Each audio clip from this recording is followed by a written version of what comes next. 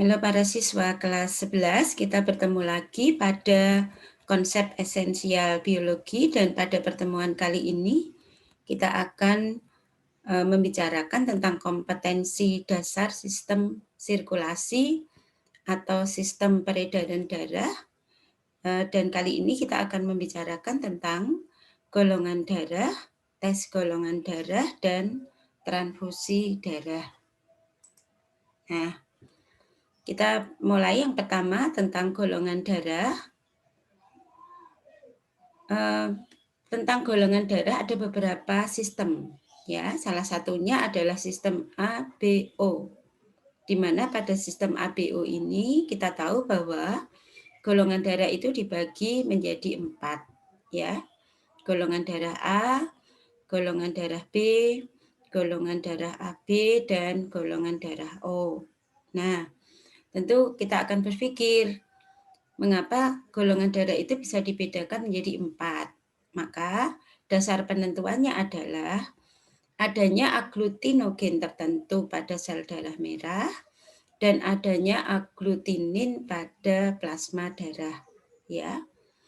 Kemudian untuk menentukan macam aglutinogen dan aglutinin pada setiap jenis golongan darah ada kata kunci yang Bu Clara sampaikan, yaitu mengingat bahwa macam aglutinogen itu hanya ada 2, yaitu A dan B, maka untuk memahami macam aglutinogen pada setiap golongan darah, kata kuncinya adalah nama golongan darah itu sama dengan nama aglutinogen. Maka kalau golongan darah A berarti punya aglutinogen A. Golongan darah B punya aglutinogen B. Golongan darah O punya aglutinogen atau tidak? Tentu saja tidak, karena macam aglutinogen kan hanya ada 2, yaitu A dan B. Berarti golongan darah O tidak punya aglutinogen. Sedangkan golongan darah AB itu punya aglutinogen 2, yaitu A dan B. Begitu ya. Itu penentuan aglutinogennya. Sekarang, aglutinin yang dimiliki setiap golongan darah itu apa? Ya. Maka untuk menentukan golongan darah itu memiliki aglutinin apa, ada prinsip yang harus kalian pahami bahwa aglutinin itu kan ada 2, yaitu alfa dan beta. Oleh karena itu, prinsip yang harus kamu pahami bahwa aglutinin alfa itu ketika dia bertemu dengan aglutinogen A, maka aglutinin alfa itu akan menggumpalkan aglutinogen A. Sedangkan aglutinin beta itu akan menggumpalkan aglutinogen B. Oleh karena itu, ketika kita membuat tabel golongan darah untuk menentukan macam aglutinogen dan aglutininnya, maka kita lihat kembali golongan darah A tadi punya aglutinogen A. Tentu saja tidak mungkin aglutininnya alfa. Jadi kalau misalnya kita punya aglutinogen A, lalu aglutininnya alfa, tentu saja alfa itu akan menggumpalkan aglutinogen A. Kan tidak mungkin. Pada satu tubuh itu ada A dan alfa. Oleh karena itu, kalau golongan darah A berarti aglutinogennya A, dia punya aglutinin beta. Kemudian golongan darah B itu punya aglutinogen B, tentu saja aglutininnya alfa. Golongan darah AB, karena dia punya 2 aglutinogen, maka tentu saja dia tidak punya aglutinin. Golongan darah O, karena tidak punya aglutinogen, maka dia punya aglutinin alfa dan beta. Nah, anak-anak, untuk materi yang kedua tentang tes golongan darah dan transfusi darah, maka dasar berpikirnya adalah bahwa kalian harus memahami macam aglutinogen dan aglutinin pada setiap golongan darah. Mudah ya, kita lanjutkan. Nah, sekarang prinsip tes golongan darah. Ya, mungkin kalian pernah tes golongan darah, di mana pada saat kalian tes golongan darah, jari tengah kalian itu kan ditusuk menggunakan blood lancet, jarum khusus yang dipakai untuk menusuk jari kita, jari tengah. Kemudian nanti darah yang keluar nanti akan diletakkan pada kertas khusus yang berisi 4 lingkaran. Ya, di sana ada tulisan serum A, serum B, serum AB, dan anti RH.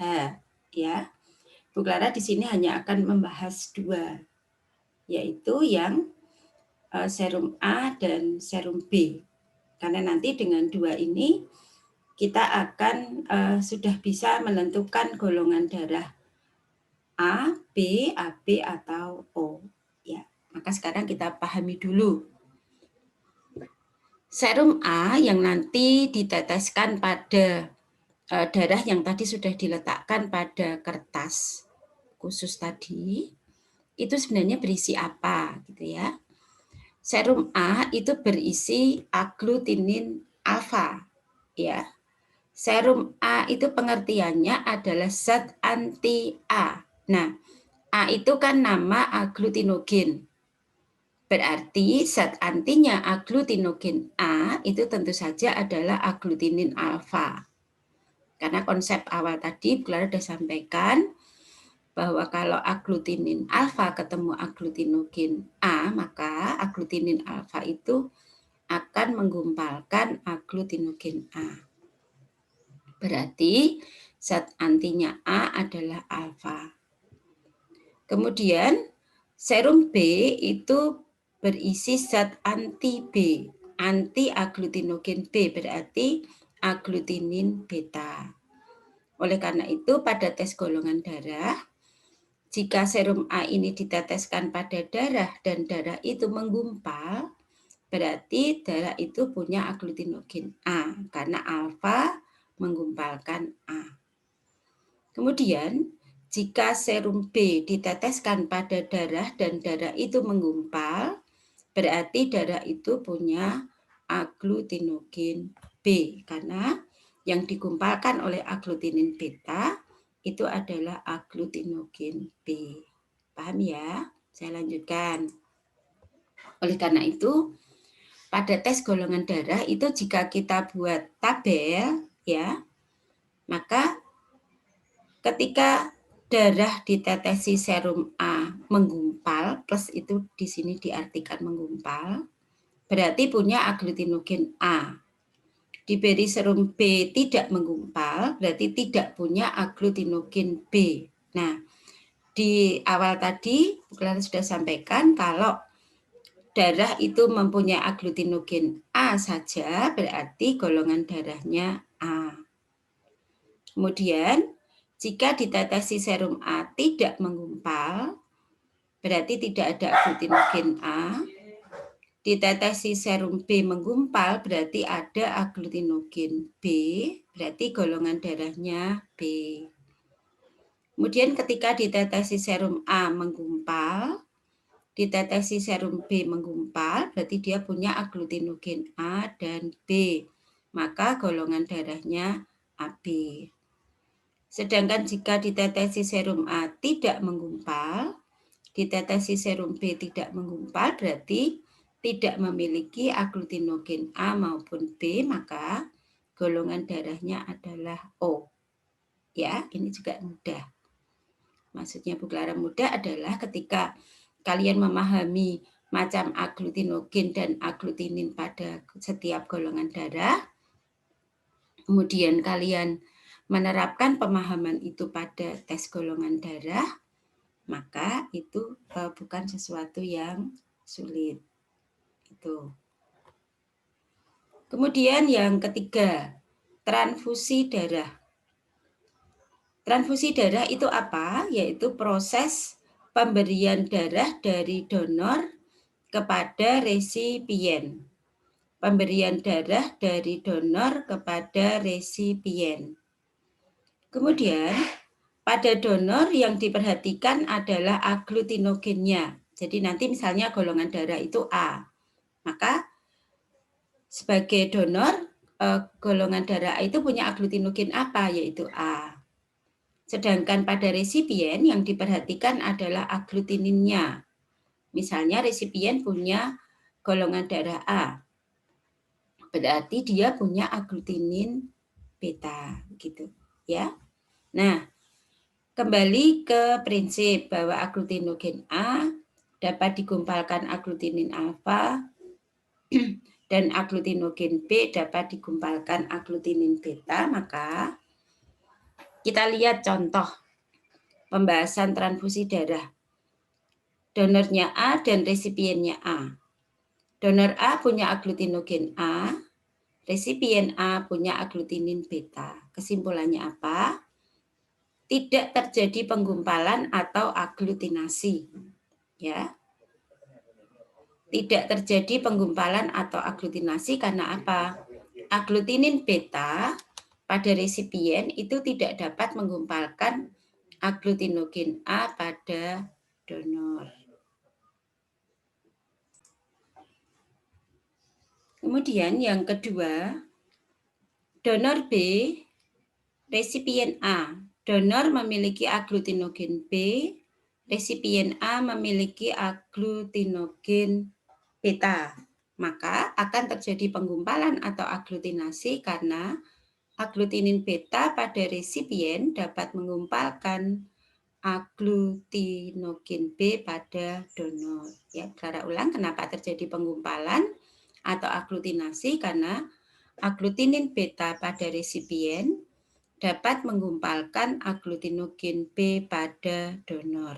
Ya, anak-anak dalam sebuah transfusi darah tentu saja ini tidak boleh terjadi karena ketika darah itu menggumpal maka semua proses yang berkaitan dengan darah tersebut tentu saja akan mengalami gangguan. Ya, darah itu kan harus memiliki kekentalan tertentu.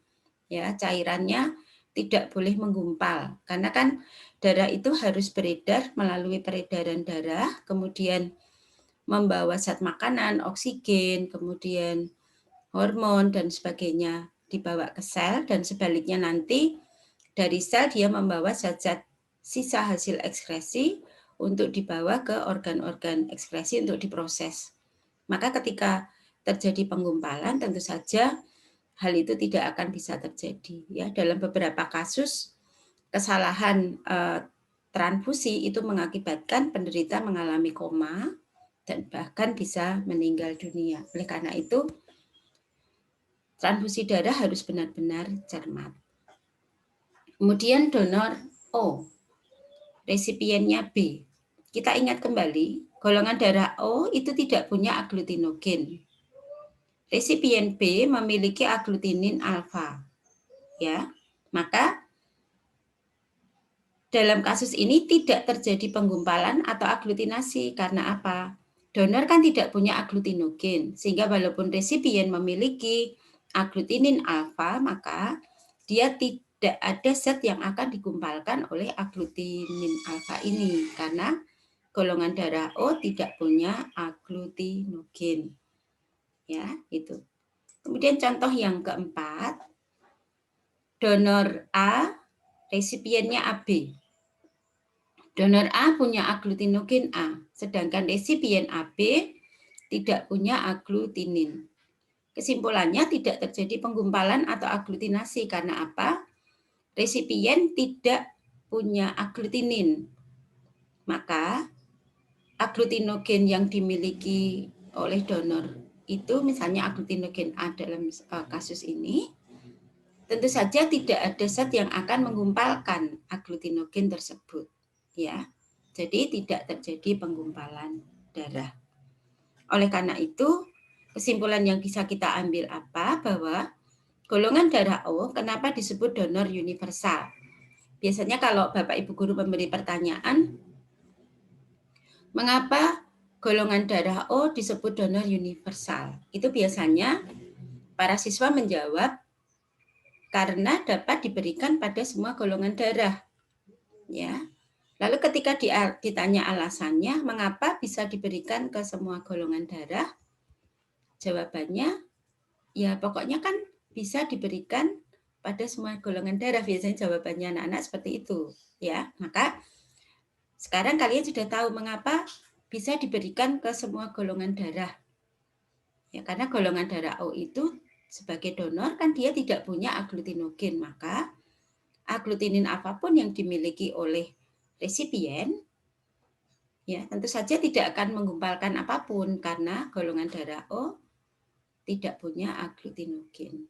Ya, maka golongan darah O itu diberikan ke semua golongan darah itu aman. Ya, ini. Kemudian golongan darah AB, mengapa disebut resipien universal? Karena golongan darah AB itu tidak memiliki aglutinin.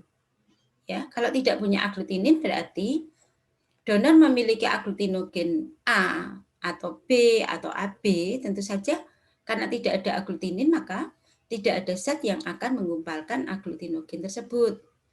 Oleh karena itu kenapa golongan darah AB disebut resipien universal karena dapat menerima semua golongan darah karena dia tidak memiliki aglutinin. Sehingga tabel transfusi darah itu kalau kita buat tabel akan terjadi skema seperti ini atau tabel seperti ini ya. Di mana di sini plus itu artinya menggumpal, min itu artinya tidak menggumpal. Berarti ketika donornya A, resipiennya A, maka tidak terjadi penggumpalan ya. Alasannya berarti seperti tadi yang sudah Bu Clara jelaskan. Ketika donornya B, resipiennya A, maka akan terjadi penggumpalan darah dan seterusnya. Nah, ketika donornya O, resipiennya A, ini tidak menggumpal, resipiennya B tidak menggumpal, resipiennya AB tidak menggumpal, resipiennya O tidak menggumpal. Ya, karena apa? Golongan darah O tidak punya aglutinogen.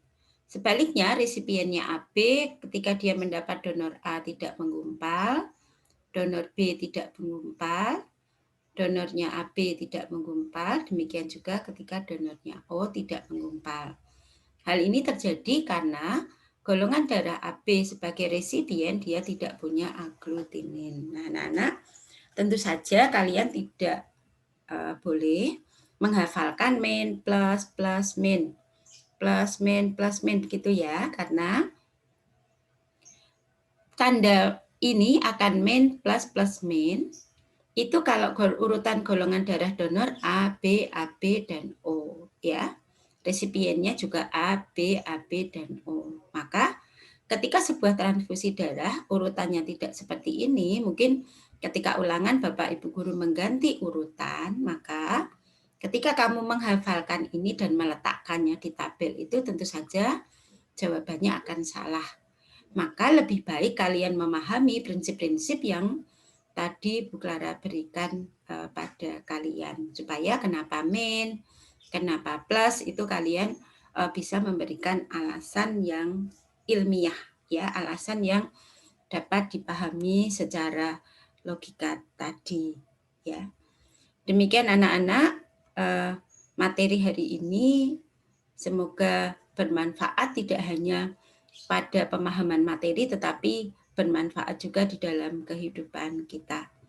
Semangat pagi, sampai bertemu lagi pada konsep esensial berikutnya.